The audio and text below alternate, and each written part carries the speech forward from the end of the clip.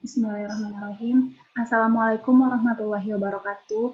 Perkenalkan Pak, saya Ki Erlanda Putri, NIM 18035 dari Pendidikan Kimia 2018. Di sini saya akan menjelaskan hasil critical review yang saya buat dari beberapa jurnal yang telah saya baca, yaitu tentang minyak jelantah. Adapun judul dari critical review saya yaitu A Critical Review of Improving the Quality of Cooking Oil by Using Nonitrate as Absorbent, yaitu pemurnian minyak jelantah dengan menggunakan buah mengkudu sebagai absorbennya. Nah, adapun beberapa hal yang akan saya bahas di dalam presentasi kali ini yaitu ada latar belakang, sifat kimia dan sifat fisik, kemudian ada absorben, kemudian ada metode yang digunakan, dan terakhir hasil yang diperoleh. Yang pertama adalah latar belakang. Nah, adapun yang menjadi latar belakang dari penelitian ini yaitu seperti yang kita ketahui bahwasanya di Indonesia minyak goreng telah menjadi suatu kebutuhan pokok bagi manusia. Tidak hanya untuk kebutuhan sehari-hari saja, namun minyak goreng juga banyak digunakan pada makanan-makanan komersial yang diperdagangkan oleh masyarakat. Dengan meningkatnya harga minyak goreng, terutama bagi masyarakat yang berstatus kalangan ekonomi rendah, ini merupakan salah satu faktor yang menyebabkan pemakaian minyak goreng secara berulang kali, atau minyak jelantah. Nah, apa itu minyak jelantah? Minyak jelantah. Oke. Nah, apa itu minyak jelantah? Minyak jelantah merupakan minyak bekas pakai dari kebutuhan rumah tangga yang mana minyak ini dipakai secara berulang-ulang untuk menggoreng sehingga kualitasnya akan turun. Dan bila kita gunakan secara terus-menerus, maka akan dapat mempengaruhi dan merusak kesehatan kita. Mulai dari keracunan, diare, pengendapan lemak dalam pembuluh darah, serta menyebabkan kanker dan lain sebagainya. Kemudian, penggunaan minyak goreng secara berulang-ulang pada suhu yang tinggi juga dapat menyebabkan minyak goreng ini menjadi rusak. Nah, kerusakan ini disebabkan oleh banyaknya kotoran seperti senyawa-senyawa asam karboksilat bebas yang berasal dari penggorengan sebelumnya. Kemudian, warna minyak goreng ini juga akan menjadi semakin tidak jernih, serta terjadinya reaksi degradasi yang dapat menurunkan kualitas minyak. Nah, kemudian bagaimana sifat kimia dari minyak jelantah itu sendiri? Adapun sifat kimia dari minyak jelantah ini, yang pertama adalah hidrolisa. Maksudnya yaitu minyak akan diubah menjadi asam lemak bebas dan gliserol. Kemudian yang kedua ada proses oksidasi. Nah, proses oksidasi ini berlangsung bila terjadi kontak antara sejumlah oksigen dengan minyak. Kemudian terakhir ada proses hidrogenasi. Nah, proses hidrogenasi ini untuk menumbuhkan ikatan tangkap dari rantai karbon asam lemak pada minyak. Selanjutnya ada sifat fisik dari minyak jelantah. Bagaimana sifat fisik dari minyak jelantah? Yang terdiri dari 3 komponen penting, yaitu yang pertama ada warna, bau, dan bentuk. Bagaimana warna minyak jelantah itu atau minyak yang telah kita pakai berulang-ulang, dia itu berwarna lebih gelap dibandingkan dengan minyak yang memiliki kualitas yang bagus. Nah, jadi minyak berkualitas bagus itu dia akan berwarna lebih jernih, sedangkan minyak yang telah rusak kualitasnya atau minyak jelantah dia akan berwarna lebih gelap. Kemudian bagaimana dengan baunya? Kalau minyak jelantah baunya sedikit tengik, sedangkan minyak yang kualitasnya bagus tidak berbau. Kemudian bagaimana dengan wujudnya atau bentuknya? Untuk minyak jelantah itu berbentuk kental, sedangkan untuk minyak yang berkualitas baik itu tuh dia berbentuk jernih. Nah, selanjutnya absorben. Nah, di sini di dalam jurnal yang saya baca, dari beberapa jurnal yang telah saya baca ini, absorben yang digunakan adalah mengkudu. Nah, mengapa absorben yang digunakan itu adalah mengkudu? Karena mengkudu merupakan salah satu sumber antioksidan yang dapat menetralisir senyawa-senyawa radikal bebas yang terdapat di dalam minyak. Selain itu, dengan adanya senyawa linolat pada mengkudu ini juga dapat dimanfaatkan untuk menekan laju perubahan trans fatty acid dalam mengurangi kadar HDL atau high density lipoprotein yang terdapat dan dapat menaikkan kadar kolesterol di dalam tubuh kita. Kemudian, beberapa zat penting yang terkandung di dalam mengkudu ini juga dapat menjernihkan minyak jelantah. yang mana beberapa zat penting itu digolongkan menjadi dua kelompok. Yang pertama ada kelompok antioksidan dan kedua ada kelompok pemerdaya kandungan.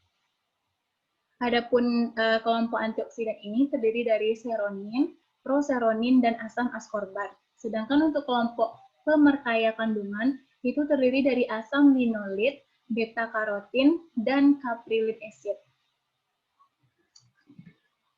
Lalu kita masuk kepada poin berikutnya, yaitu metode yang digunakan.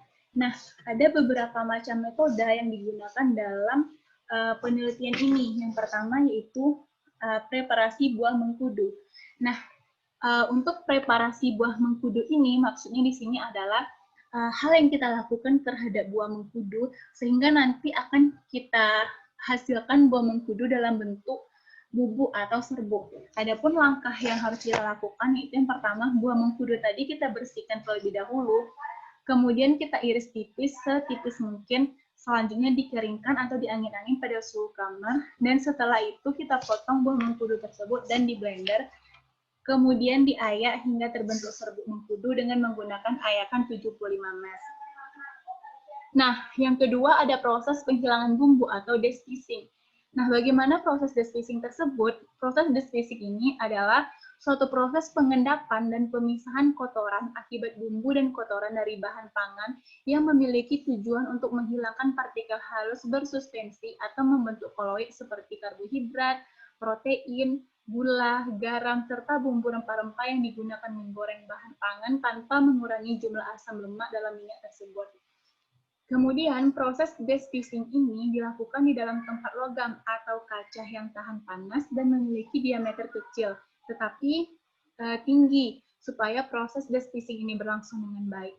Kemudian bumbu dan semua kotoran yang ada di dalam minyak jelantah tadi akan mengendap, dan minyak akan lebih mudah untuk dipisahkan dari pengotornya. Nah, kemudian metode berikutnya yaitu dalam penentuan kadar asam lemak bebas. Di sini kita menggunakan metode kasusistik dan metode titrasi asam basa. Selanjutnya, untuk penentuan kadar air itu kita menggunakan metode gravimetri. Adapun proses untuk penentuan kadar asam lemak tadi yaitu dengan cara menimbang 3 sampel ke dalam air lem mayat 100 ml, kemudian kita tambahkan dengan 5 ml etanol 95%, lalu kita panaskan sampai mendidih selama 10 ml di dalam penangas air sambil kita aduk. Setelah dingin, tambahkan 2 tetes indikator phenolphthalein, kemudian dititrasi dengan larutan standar NaOH 0,0094. Kemudian sampai warnanya merah muda tetap atau tidak berubah selama 15 detik. Nah, dari sini nanti akan kita peroleh berapa kadar asam lemak yang dihasilkan oleh si minyak jelantah. Kemudian yang selanjutnya ada penentuan kadar air. Nah, penentuan kadar air ini dalam minyak jelantah kita lakukan dengan menggunakan metode gravimetri. Adapun cara yang kita lakukan yaitu crucible dicuci dengan bersih dan dikeringkan lalu dipanaskan di dalam oven pada suhu 105 derajat Celcius selama 1 jam. Kemudian kita dinginkan dalam desikator selama setengah jam. Selanjutnya, crucible ditimbang dan dicatat bobotnya. Kemudian kita lakukan perlakuan yang sama untuk sampel-sampel berikutnya. Dan nanti akan kita peroleh kadar air yang terdapat di dalam minyak jelantah ini. Selanjutnya penentuan warna. Nah, dalam penentuan warna ini kita menggunakan metode spektrofotometer, UV vis, dan pignometer. Yang mana warna minyak ini diukur dengan menggunakan spektrofotometer UV vis. Sampel minyak ini dimasukkan ke dalam kuvet, kemudian diukur absorbansinya pada panjang gelombang 470 nm dengan menggunakan sampel minyak awal sebagai bahan pokok. Nah, selanjutnya penentuan kadar peroksida dalam minyak jelantah. Adapun cara yang kita gunakan yaitu dengan menggunakan metode titrasi, yaitu dengan menimbang sampel sebanyak 1 gram ke dalam air lem mayat 100 ml, lalu kita tambahkan 2 ml kloroform, kemudian dikocok dengan kuat, tambahkan 3 ml asam asetat glasial dan 0,2 ml larutan KI jenuh. Setelah itu tutup air lem air tersebut dengan cepat dan dikocok kira-kira 5 menit di tempat gelap pada suhu 15-25 derajat Celcius. Setelah itu, kita tambahkan 15 ml air suling dan dikocok dengan kuat. Setelah itu baru kita titrasi dengan larutan Na2S2O3 yang sebelumnya telah distandarisasikan dengan larutan K2CR2O7. Baru setelah itu ditambahkan dengan larutan amilum 1% sebagai indikator. Nah, dilakukan penetapan belangko dan sesuai menghitung bilangan peroksida dalam sampel tersebut. Nah, nanti akan kita tentukan berapa kadar bilangan peroksida yang terdapat di dalam minyak jelantah ini. Nah, selanjutnya yang terakhir ada penentuan kadar kotoran yang terdapat di dalam minyak jelantah. Nah, ini dapat kita lakukan dengan menggunakan metode oven tertutup, yaitu menggunakan sisa contoh dari uji pada penentuan kadar air. Kemudian dari sampel tersebut kita tambahkan 50 ml koreson ke dalam contoh yang dimaksud. Kemudian kita panaskan ke dalam penanas untuk melarutkan lemaknya. Kemudian saring contoh dari crucible menggunakan kertas saring dengan bantuan pompa vakum. Setelah itu, sampel yang ada dalam kertas saring dicuci hingga 5 kali pencucian dengan menggunakan 10 ml koreson. Selanjutnya, keringkan seluruh kertas saring dengan seluruh isinya hingga beratnya tepat berada pada suhu 101 derajat Celcius. Nah, pemanasan ini digunakan untuk mengetahui berapa kadar kotoran yang terdapat di dalam minyak jelantah ini. Nah, selanjutnya, adapun hasil yang didapatkan dari penelitian ini, yang pertama yaitu kadar asam lemak bebas. Nah, berapa kadar asam lemak bebas yang terkandung di dalam ini dapat kita lihat pada layar, yaitu tanpa absorben, kadar asam lemak bebasnya itu sekitar 0,4011, kemudian dengan sampel absorbennya 12%, itu tuh kadar asam lemaknya sekitar 0,1128. Untuk sampel dengan absorben 15%, kadar asam lemaknya 0,0909. Kemudian untuk sampel dengan absorben 18%, kadar asam lemaknya 0,1034. Dan untuk sampel dengan absorben 21%, kadar asam lemaknya adalah 0,0721. Dan terakhir untuk sampel dengan absorben 24% memiliki kadar asam lemak sebesar 0,0564. Nah, adapun cara yang harus kita ketahui dalam penurunan kadar asam lemak itu disebabkan oleh yang pertama vitamin C yang terkandung di dalam buah mengkudu yang mampu menetralisir atau menstabilkan senyawa asam lemak yang terdapat di dalam minyak jelantah. Yang kedua, proses absorpsi fisik pada absorben buah mengkudu, karena pada absorben buah mengkudu ini memiliki luas permukaan dan memiliki pori-pori yang besar sehingga dapat mengikat dan menyerap senyawa asam lemak bebas pada permukaannya. Kemudian kandungan asam lemak yang besar berarti mutu suatu minyak itu rendah dan tidak baik untuk digunakan lagi. Nah, selanjutnya kadar air. Nah, kadar air di dalam minyak jelantah ini dapat kita lihat di layar, yaitu tanpa menggunakan absorben, kadar airnya 1,4292. Untuk sampel yang menggunakan absorben 12%, dapat diperoleh kadar air 0,2291. Untuk sampel dengan absorben 15%, kadar airnya diperoleh 0,2198. Untuk sampel dengan absorben 18%, kadar airnya 0,2196. Dan untuk sampel dengan absorben 21%, kadar airnya 0,2193. Dan terakhir untuk sampel dengan absorben 24% memiliki kadar air 0,2190. Nah, yang ketiga ada kadar absorbansi rata-rata. Nah, untuk kadar absorbansi rata-rata ini, yang pertama, untuk sampel tanpa absorben itu kadar absorbansinya 0,9975. Untuk sampel dengan absorben 12%, kadar absorbansinya sekitar 0,7225. Kemudian untuk sampel dengan absorben 15% memiliki kadar absorbansi rata-rata 0,7120. Untuk sampel dengan absorbensi 18% memiliki kadar absorbensi rata-rata 0,7005. Dan untuk sampel dengan absorbensi 21% memperoleh kadar absorpsi sebesar 0,6945. Dan terakhir untuk sampel absorben 24% diperoleh hasil kadar absorpsi rata-rata sebesar 0,6870. Nah, selanjutnya ada kadar lemak atau kadar kotoran yang dihasilkan dari minyak jelantah ini. Yang pertama ada tanpa absorben, kadar kotorannya adalah 1,74. Yang kedua sampel dengan absorben 5 gram, itu tuh kadar kotorannya sekitar 0,20%.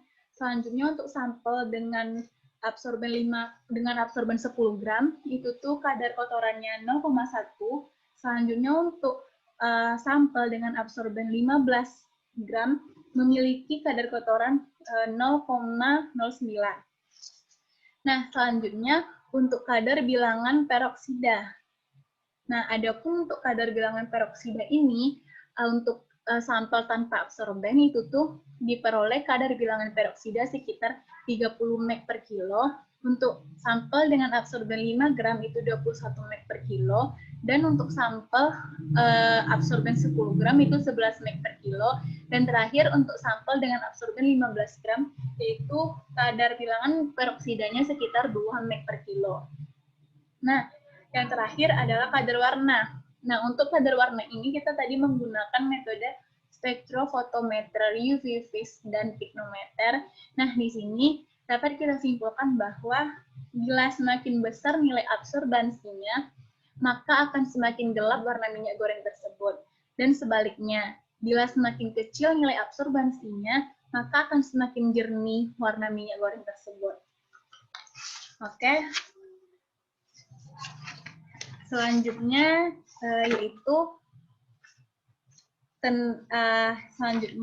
yaitu tentang kesimpulan dari jurnal yang telah di critical review ini, yaitu memiliki yang pertama, jika kadar asam lemaknya semakin besar, maka minyak jelantah itu semakin memiliki kualitas yang buruk. Oleh karena itu, kita menggunakan absorben semakin banyak. Kalau absorbennya semakin banyak, maka akan diperoleh kadar asam lemak semakin rendah.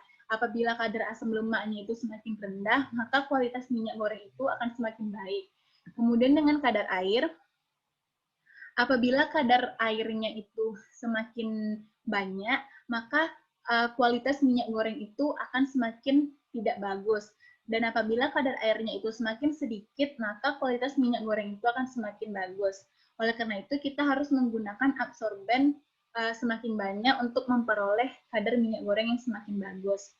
Selanjutnya, untuk kadar absorbansi, di sini apabila absorbansinya semakin banyak, itu tuh terjadi karena kita menggunakan absorben semakin sedikit. Dan apabila kadar absorbansinya semakin sedikit, itu artinya kita menggunakan absorbennya semakin banyak. Kemudian untuk kadar kotoran, semakin banyak kadar kotoran yang terdapat di dalam minyak, maka minyak tersebut memiliki kualitas yang semakin tidak bagus. Oleh karena itu, kita harus menggunakan absorben yang banyak agar memperoleh kadar kotoran pada minyak itu sedikit, sehingga kualitas minyak akan semakin bagus. Kemudian ada kadar bilangan peroksida. Nah, semakin banyak absorben yang kita gunakan, maka akan semakin sedikit bilangan peroksida yang kita temukan. Begitupun sebaliknya, ketika absorbennya semakin sedikit kita berikan, maka akan semakin banyak bilangan peroksida yang kita temukan.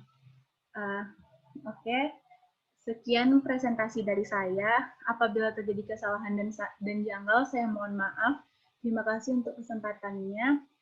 Saya tutup dengan Assalamualaikum warahmatullahi wabarakatuh.